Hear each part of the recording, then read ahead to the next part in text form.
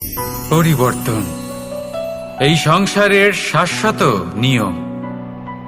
কোন রাজা নেই যিনি চিরকাল রাজা থাকেন, কোন ধনী ব্যক্তি নেই যিনি চিরকাল ধনী থাকবেন। এই সংসারে সূর্যের স্থান নেওয়ার জন্য চন্দ্রিমার আগমন ঘটে। কোন স্থান যাকে পতিত বলা হয়েছিল সেখানে মহল তৈরি হয়েছে, কোন স্থান যাকে আজ মলিন বলা হয়েছে কাল সেখানে মন্দিরও স্থাপন হতে পারে। কোন ঋতু চিরকালের জন্য থাকে না, কখনো সময় চিরকাল একরকম থাকে না। আজ যে আপনার কাছে রয়েছে কাল অন্য কারোর ছিল, আজ যে আপনার কাছে রয়েছে কাল তা অন্য কারোর কাছে চলে যাবে। আপনার সাথে কিছু থাকলে তা হলো আপনার কর্ম, কিন্তু সেই কর্মের পরিণামও আপনার নয়। আপনি শুধু কর্ম করুন, বাকি সবকিছুই পরিবর্তনশীল। কিন্তু সেই পরিবর্তনকে দেখে ভয় পাওয়ার প্রয়োজন নেই, তাকে স্বাগত জানান। যদি আপনি হাসি মুখে সেই পরিবর্তনকে স্বাগত জানান, তাহলে এই পরিবর্তনও হাসি মুখে আপনার সাথে থাকবে। আসুন আমার সাথে ভালোবেসে বলুন, রাধা রাধা। বটবৃক্ষের বীজ সর্ষের দানার থেকেও ছোট হয়, কিন্তু যখন তা নিজের রূপ ধারণ করে তখন তা বিশাল বৃক্ষের আকার ধারণ করে, যা সহস্র বছর ধরে বেঁচে থাকে, ছায়া প্রদান করে, পাখিদের আশ্রয় প্রদান করে, আর দেয় পথচারীদের বিশ্রাম করার স্থান। কেন? কারণ সেই ছোট বীজ তা মাটির ভেতরে গিয়ে নিজের খোলস ত্যাগ করে। অন্ধকারে থাকে সে, যতই আলো আসুক না কেন, যতই বর্ষা আসুক না কেন, সব সহ্য করে। আর তারপরে একটা চারা গাছ অঙ্কুরিত হয়, তারপর ধীর গতিতে একটা বিশাল বৃক্ষতে পরিণত হয়। দেখুন, জীবনে কঠিন সময় আসে, এই জন্য নয় যে আপনি হার মেনে নেবেন, এই জন্য আসে যাতে আপনি ভবিষ্যৎ নির্মাণের জন্য নিজেকে তৈরি করতে পারেন। যদি কঠিন সময়ে আপনি ওই বীজের মতো দৃঢ় হয়ে থাকতে পারেন, তাহলে আপনিও একদিন সেই বিশাল বৃক্ষের মতো নিজের অস্তিত্ব গড়ে তুলতে পারবেন, যা সহস্র বছর পর্যন্ত মনে রাখা হবে। আসুন আমার সাথে ভালোবেসে বলুন, রাধা রাধা। সঞ্চয়। মানুষের যখন থেকে বোধবুদ্ধি হয় সঞ্চয় করতে আরম্ভ করে দেন। সঞ্চয় করতে থাকেন ভোজনের, সঞ্চয় অর্থের, সঞ্চয় শক্তির। নিজের জন্য করেন, নিজের পরিবারের জন্য করেন, নিজের স্ত্রীর জন্য করেন, সন্তানের জন্য করেন, সন্তানের সন্তানের জন্য সঞ্চয় করেন। সঞ্চয় করার জন্য ওনার কাছে অনেক কারণ রয়েছে, কারণ উনি এটা ভাবেন যে এই সঞ্চিত শক্তির জন্য কেউ ওনার কোনো ক্ষতি করতে পারবে না। মানুষ ভুলে যান একটা গুরুত্বপূর্ণ কথা, এই সত্য, উনি এই সংসারে খালি হাতেই এসেছিলেন, আর এখান থেকে ওনাকে খালি হাতেই যেতে হবে। যা এখানকার তা এখানেই থেকে যাবে। আর যদি কিছু ওনার সাথে যায় তা হলো ওনার কর্ম, আর কিচ্ছু নয়। তাই যদি কিছু অর্জন করতে চান, তাহলে শুভ কর্ম অর্জন করুন, আত্মশক্তি অর্জন করুন, কারণ পরলোকে এটাই হবে আপনার সম্পত্তি। তাহলে কি এটা আপনি অর্জন করতে চান না? আসুন আর আমার সাথে ভালোবেসে বলুন, রাধা রাধা। সদিচ্ছা। দেখতে গেলে 3 অক্ষরে তৈরি এই শব্দ, কিন্তু সমস্ত ত্রিলোক তার উপরেই আধারিত। আপনি এই সংসারে এসেছেন, তখন অবশ্যই শ্বাস নেবেন, কিন্তু তার বদলে আপনাকে কিছু তো দিতেই হবে। আপনার উপর নির্ভর করছে আপনি কি দেবেন। কি দেবেন এই সংসারকে, এই সমাজকে, নিজের পরিবারকে, আর তার বদলে কি নেবেন? যশ নাকি অপযশ?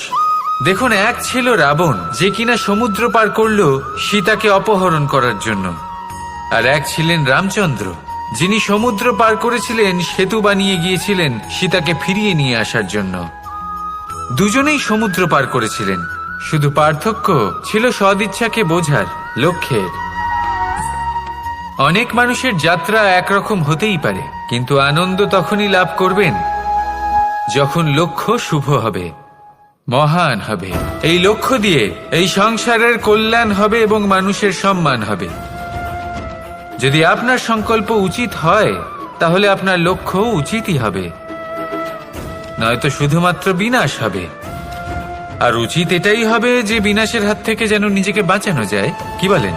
তাই জীবনে যে লক্ষ্য স্থির করছেন, মনে রাখবেন তা যেন শুভ লক্ষ্য হয়। যদি এরকম হয় তাহলে আপনার যাত্রা, আপনার জীবন দুটোই শুভময় হবে। আসুন আর আমার সাথে ভালোবেসে বলুন, রাধা রাধা। সুরক্ষা। এই সুরক্ষা আসলে কি?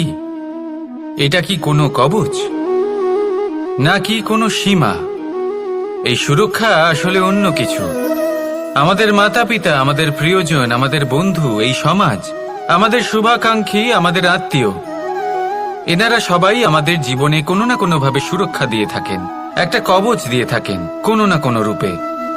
কিন্তু দেখতে গেলে আমাদের পরাক্রমের পথে, আমাদের বীরত্বের পথে, আমাদের সাহসের পথে এই সুরক্ষাই সব থেকে বড় বাধা হয়ে দাঁড়ায়। একবার ভেবে দেখুন, যদি আপনি কোনো সুরক্ষাই না পান, বা যদি আপনি এই সুরক্ষা ভেঙে বাইরে আসতে পারেন, তাহলে আপনার বীরত্ব চরম সীমায় পৌঁছে যায়। কেন? কারণ তখন আপনি জানেন যে এই সংসারের সম্মুখীন আমাদের নিজেদেরই হতে হবে। আপনি বুঝে যান যে শত্রুর সম্মুখীন এবার নিজের বলের দ্বারা, নিজের পরাক্রমের দ্বারা, নিজের সাহসের দ্বারা করতে হবে। আর তখন আমাদের মনের মধ্যে এই শক্তি জাগ্রত হয়। এই শক্তি অন্তরেই বসবাস করে। শুধু এটা চিনে নিতে হবে, একে জাগ্রত করতে হবে। আর এটা সুরক্ষা ভেঙে যাওয়ার পরেই সম্ভব হয়। আর যারা নিজের শক্তি সম্পর্কে জানেন, যিনি নিজেই জানেন তিনি কতটা শক্তিশালী, তিনি নিজেই নিজের সুরক্ষা কবচ চিরকালের মতো ভেঙে ফেলে দেন, ঠিক কর্ণের মতো। আর তারপরে দেখুন, আপনার পরাজয় হোক বা বিজয়ী হোক না কেন, সেটাই অনেক বড় হয়, সেটাই প্রশস্ত হয়ে থাকে। সেই জন্য ত্যাগ করুন নিজের ভয়কে, নিজের আশেপাশের এই সুরক্ষা চক্রকে ভেঙে ফেলুন। আর সম্মুখীন হন এই সংসারের নিজের শত্রু সম্মুখীন হন। পরাক্রমের এই অঙ্কুর, তা অঙ্কুরিত হওয়ার জন্য বীজের উপরের এই কবচ, এটা ভেঙে যাওয়া অতি আবশ্যক।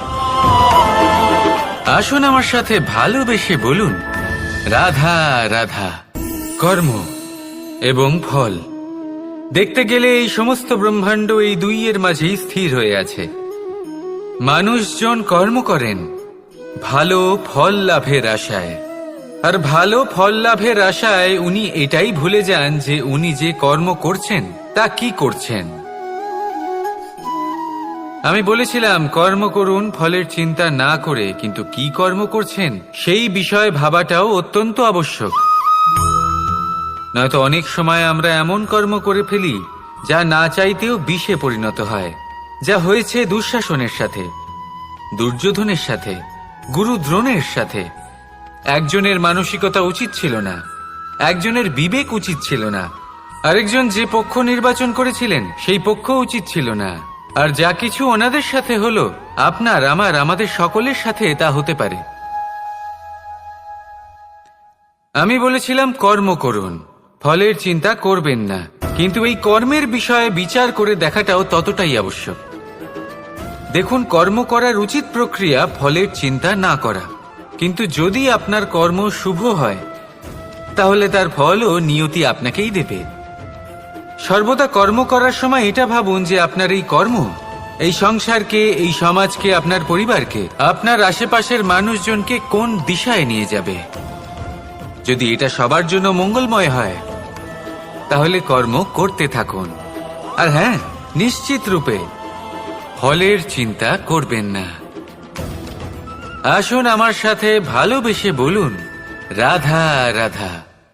যখন আমরা হাঁটতে থাকি আর আমাদের পায়ে কাঁটা বিঁধে যায়, তখন মুখ দিয়ে আহ বেরিয়ে আসে, কান্না চলে আসে, আর অনেক সময় অভিশাপও বেরিয়ে আসে।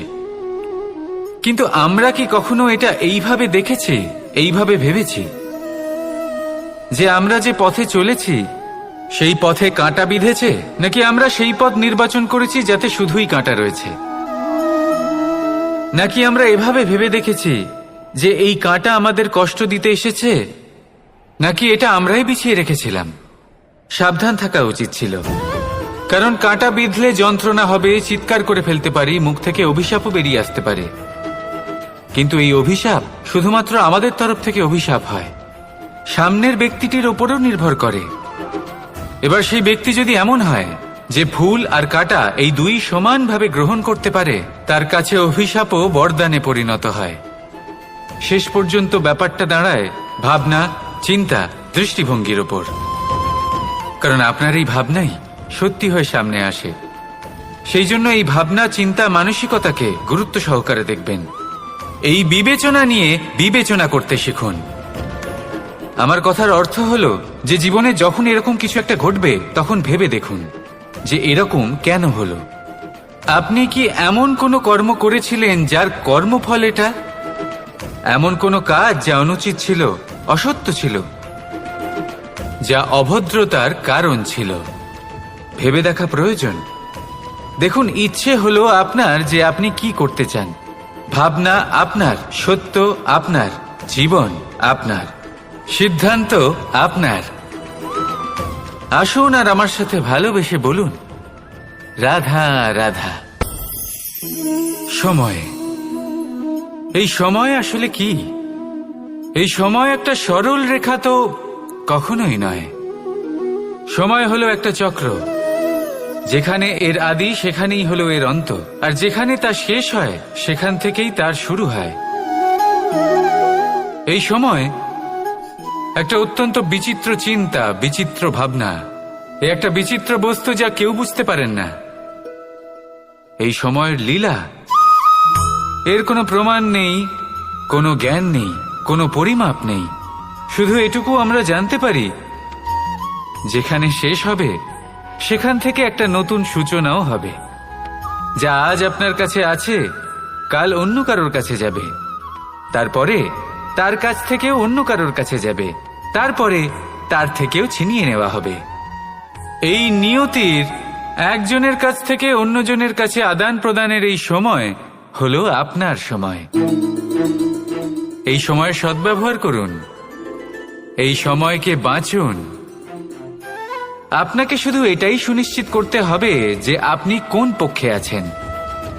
আর সত্যি বলতে কি, আপনার জীবনের পরিণাম নির্ভর করে আপনার নির্বাচনের ওপর। আপনি কোন পক্ষ নির্বাচন করছেন। তাহলে মনে রাখবেন, জীবনে সেই পক্ষই নির্বাচন করবেন যা চয়ন করার পরে আপনি সুখ অনুভব করবেন, আপনি সন্তোষ লাভ করবেন, প্রসন্নতা লাভ করবেন। আর আমি এটাই সুনিশ্চিত করব যে এই পক্ষ যেন শান্তির পক্ষ হয়, এই পক্ষই যেন প্রেমের পক্ষ হয়। তাহলে চিন্তা করবেন না, আর আসুন আমার সাথে ভালোবেসে বলুন, রাধা রাধা। দৃষ্টি আর দৃষ্টিভঙ্গি, এই সমগ্র লীলা হলো এই দুইয়ের। বিচিত্র হতে পারে, কিন্তু এটাই সত্যি। এবার আপনাকে একটা উদাহরণ দিয়ে বোঝাই।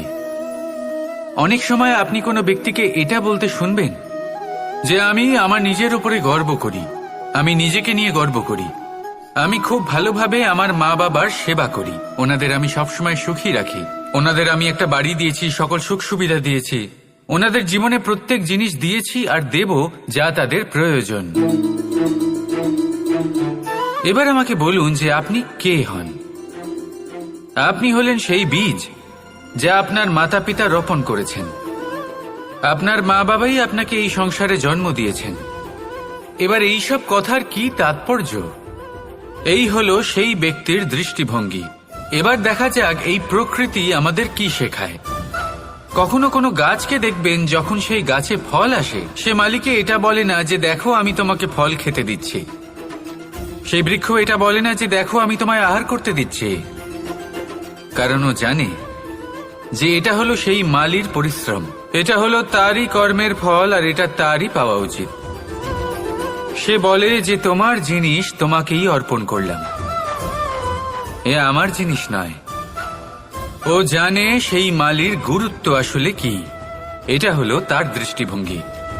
সেই জন্য আপনি জীবনে কোন ব্যক্তির মধ্যে, কোন পশু পাখির মধ্যে, কোন প্রাণীর মধ্যে, কোন পরিস্থিতিতে, কোন আবেগের মুহূর্তে কি দেখতে পাচ্ছেন, সেটা আপনার দৃষ্টিভঙ্গির উপরে নির্ভর করছে। তাই নিজের মনে ধন্যাত্মক ভাব জাগ্রত করুন, শুভ চিন্তা নিয়ে আসুন। এই ভাবনাই সত্য হয়ে সামনে আসবে। এই দৃষ্টিভঙ্গি এমন হয়ে যাবে যে আপনার জীবনে সবকিছুই শুভ হবে। তাহলে আসুন আর আমার সাথে ভালোবেসে বলুন, রাধা রাধা। প্রতিশোধ অথবা কাউকে দুঃখ দেওয়ার ভাবনা, যদি এটা আপনার মনে থাকে তাহলে আপনি নিজের মনেই যন্ত্রণার একটা বিশাল বৃক্ষ রোপণ করছেন, এটা মনে রাখবেন। কারণ কাউকে দুঃখ দেবার এই ভাবনা, এটা হলো সেই বীজ যা আপনার মনেই পতিত হবে, আপনার মনেই অঙ্কুরিত হবে, আর আপনার মনেই একটা বিশাল বৃক্ষরূপে বেড়ে উঠবে। জীবন আপনার, কর্ম আপনার, কাউকে দুঃখ দেবার ভাবনা আপনার ছিল, এই বৃক্ষ হলো আপনার, তাই এর ফলও আপনিই পাবেন, যা গ্রহণও আপনাকেই করতে হবে। মনে রাখবেন, যে মানুষ এটা ভাবে যে আমি ওকে দুঃখ দেব, ওকে কষ্ট দিতে চাই আমি, সেই মানুষই দুঃখ আর কষ্ট পেয়ে থাকে। যদি সেই জায়গায় আপনি এটা ভাবেন যে আমি কাউকে সুখী করে তুলতে চাই, কাউকে সুখ প্রদান করতে চাই, তাহলে তারও বীজ আপনার মনেই রোপণ হবে, বৃক্ষে পরিণত হবে, যার ফলও আপনিই পাবেন। এখানে বিষয়টা হলো শুধু মানসিকতার চিন্তা, যা সত্য হয়ে আপনার সামনে আসে। তাহলে এই মানসিকতা শুভ করুন, সবার জন্য মঙ্গল কামনা করুন। অন্যের মনে আপনার জন্য ভালো চিন্তা থাকুক বা না থাকুক, আপনি সবার জন্য শুভ চিন্তা করে কর্ম করতে থাকুন, তাহলে আপনার সাথেও ভালোই হবে। তাহলে আসুন আর আমার সাথে ভালোবেসে বলুন, রাধা রাধা। সুখ আর অভিজ্ঞতা, এই দুই জীবনে একসাথে কখনোই আসে না।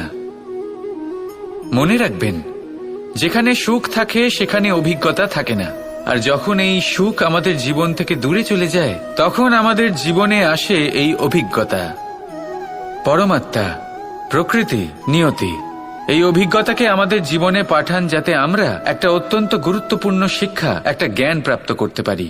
এই অভিজ্ঞতা আমাদের শেখায় যে অতীতে এমন কি হয়েছিল যা আমাদের করা উচিত হয়নি। আমাদের শেখায় ভবিষ্যতে এমন কি আছে যা আমাদের করা উচিত আর কি করা উচিত নয়।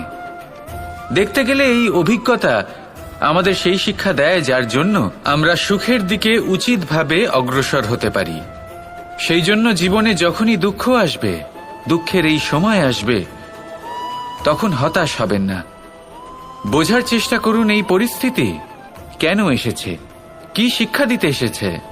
যদি আপনি সেই জ্ঞান লাভ করেন, সুখের পথে অগ্রসর হন, তাও উচিত রূপে, তাহলে এই অভিজ্ঞতার উদ্দেশ্য পূরণ হয়ে যায়।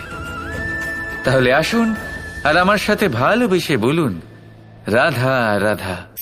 জীবনে শিখরে পৌঁছানোর জন্য মানুষের কি প্রয়োজন হয়ে থাকে? সিঁড়ির।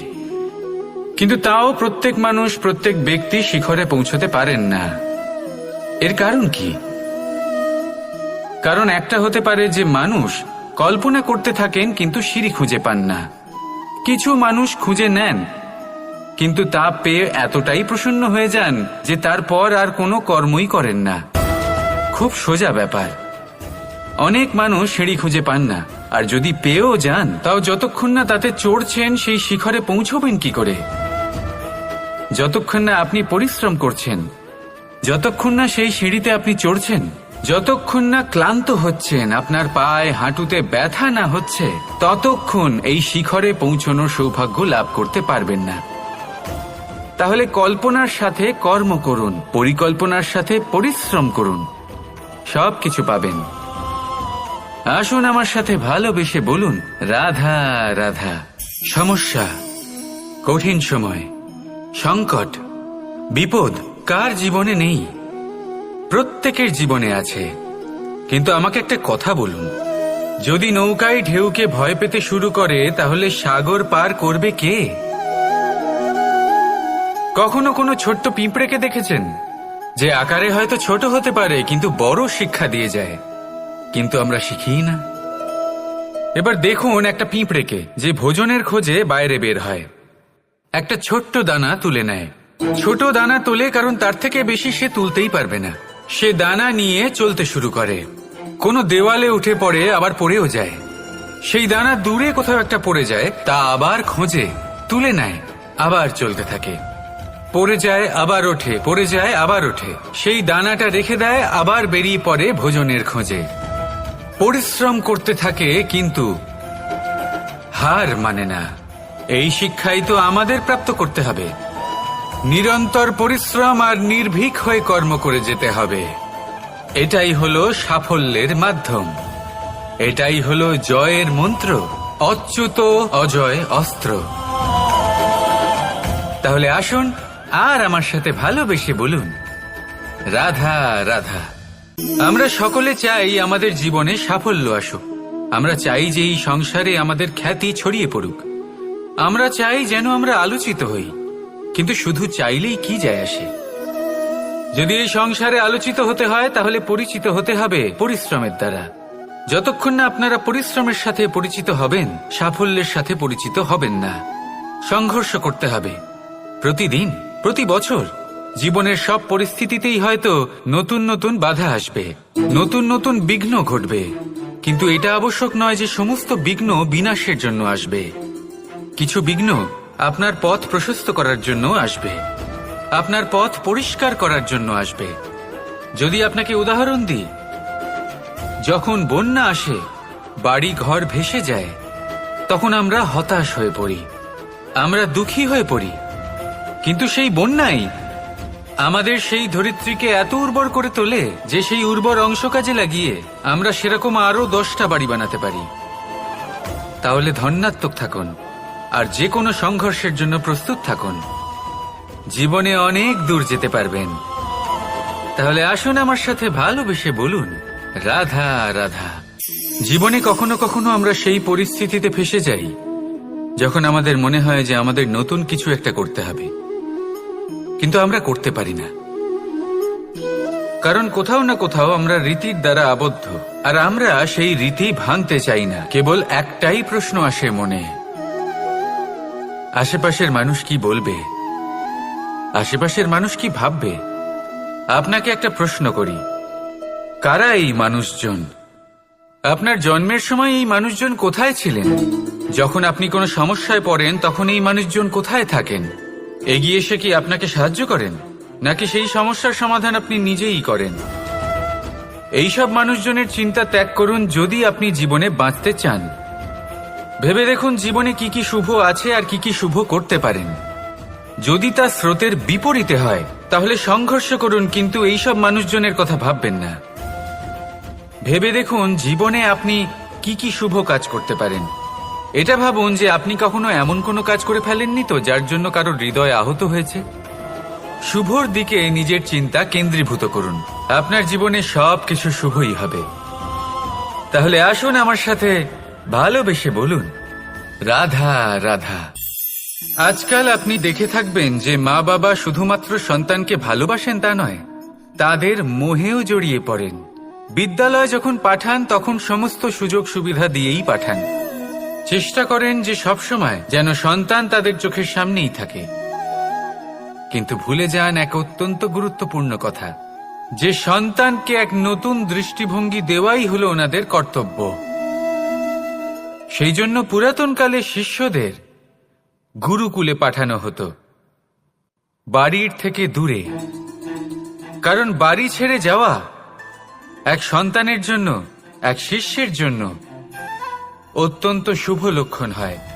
যখন সে বাড়ির থেকে দূরে, গৃহস্থের থেকে দূরে থাকবে, তখন এই সংসারকে সে এক নতুন দৃষ্টিভঙ্গি দিয়ে দেখবে, পরখ করবে, বুঝতে পারবে, আর সবকিছু নিজে থেকেই শিখে যাবে কখন আক্রমণ করতে হয়, কখন পিছু হটতে হয়, কিভাবে এই সংসারের সম্মুখীন হতে হয়। আর এটা আপনার দৃষ্টি ওকে শেখাতে পারবে না, ওর অভিজ্ঞতা ওকে শেখাতে পারবে।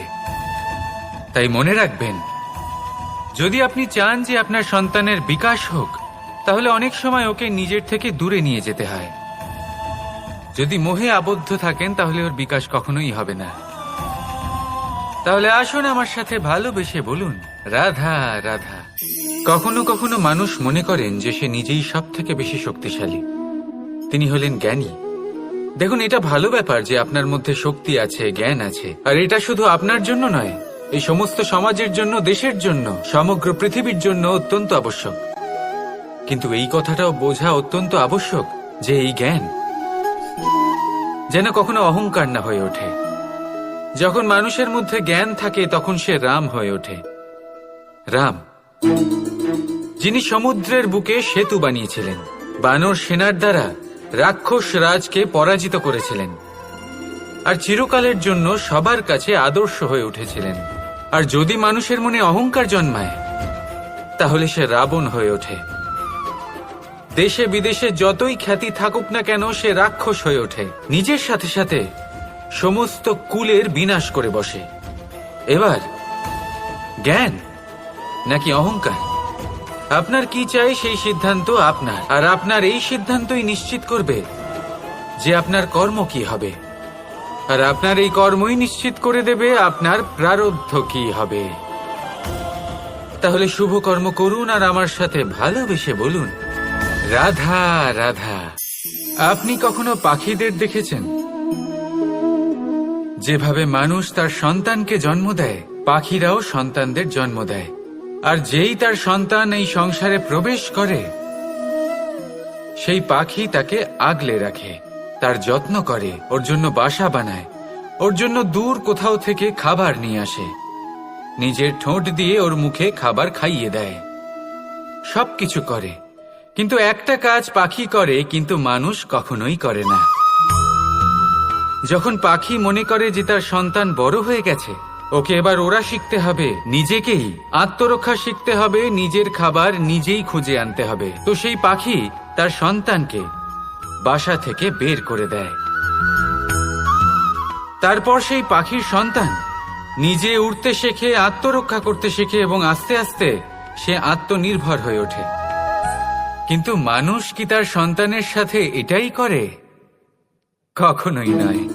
মানুষ তার সন্তানকে নিজের সাথে বেঁধে রাখে, সব সময় তার লালন পালনের, তার দেখাশোনার ব্যবস্থা করে রাখে, আর এটাই ভাবেন যে আমি হলাম ওর পালনকর্তা, ওর খেয়াল রাখা তো আমার কর্তব্য। কিন্তু না, এই কাজ করতে করতে উনি আস্তে আস্তে নিজেরই সন্তানের শত্রু হয়ে ওঠেন, তার বিকাশের শত্রু হয়ে ওঠেন। তাই যখন সন্তান বড় হবে তখন অবশ্যই ভালোবাসুন, কিন্তু পাখির মতো কঠোর হওয়াও প্রয়োজনীয়, তবেই তার বিকাশ হবে। ওকে নিজের কষ্ট নিজেকেই সহ্য করতে দিন, শিখতে দিন জীবনের অনুভূতি কেমন, তবেই তার বিকাশ হবে। নয়তো সেই সন্তান আজীবন আপনার জন্য বোঝা হয়ে থাকবে, আর আপনি তার বিকাশের পথে আজীবন বাধা হয়ে থাকবেন। আর আমার মনে হয় না আপনি সেটা চাইবেন, তাই তো? আসুন আমার সাথে ভালোবেসে বলুন, রাধা রাধা। নিয়তি। রাধা আমাকে বলে, কৃষ্ণ, যদি তুমি জানো যে নিয়তিতে কি আছে তাহলে তাকে বদলে দাও না কেন? মহাদেব আমাকে বলেন যে শ্রীকৃষ্ণ, যদি আপনি এটা জানেন যে সাম্বের নিয়তি এটাই, তাহলে আপনি তাকে বদলানোর চেষ্টা কেন করেন? কেন? কারণ আমি একজন পিতা, আর পিতার কর্তব্য এটাই, তিনি যেন সম্ভাব্য সব চেষ্টা করেন নিজের সন্তানের মঙ্গলের জন্য। নিয়তি আমি জানি, কিন্তু এটাও আমি জানি যে কর্মের থেকে বড় আর কোনো নিয়তি হতে পারে না। অভিজ্ঞতাও রয়েছে যে কর্মের হাতে নিয়তির এই চক্র বদলে যেতে পারে। তাই জীবনে যদি আপনার কখনো এমন মনে হয় যে এটা তো অসম্ভব, তখনও চেষ্টা করা কখনোই ছাড়বেন না। কে বলতে পারে আপনারই কর্মের কোনো এক বীজ হয়তো নিয়তির চাকায় আটকে গেল, আর নিয়তিকে নিজের পথ পাল্টাতে হলো, ঠিক কিনা? সেই জন্য নিয়তিকে ভাগ্য মেনে নিয়ে চুপ করে বসে থাকবেন না। নিজের নিয়তি স্বয়ং নিজের কর্মের দ্বারা নির্ধারিত করুন, কারণ আপনার এই কর্মের ওপরেই আপনার অধিকার রয়েছে, আর এই অধিকারকে